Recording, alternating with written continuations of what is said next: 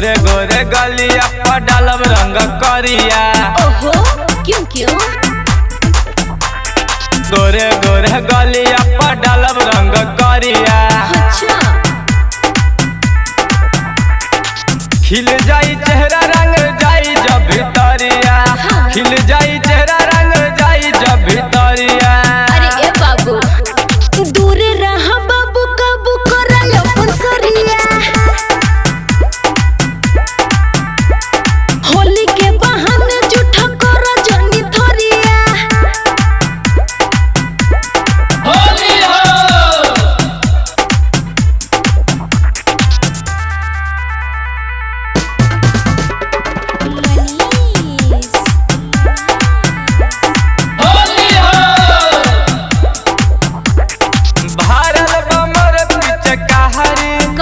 आके कर देबे दाना खाली।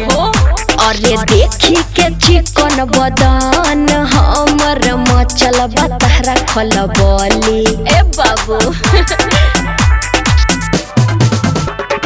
भारल बमर पिचकारी का आके कर देबे दाना खाली। हाँ अरे देखी के चिकन बदन हमर मचल बतारा खलबली। मचल बतारा खलबली खलबली। सही बुझतारू सही जात बरु गरिया। अच्छा गोरे गोरे गलिया पर डालब रंग करिया।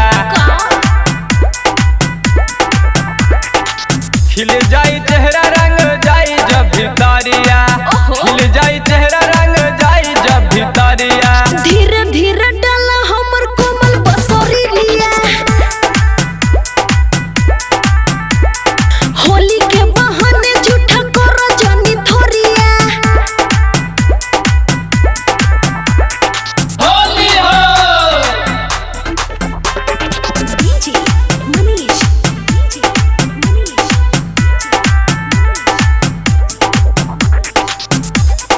होली हो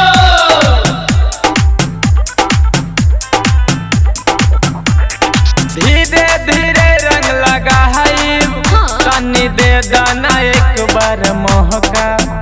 अरे जाना तानी जीजा रेहटी बाड़ा मिलते ही मार दे बचौका। धीरे धीरे रंग लगाई। अच्छा तनी दे दाना साली महका।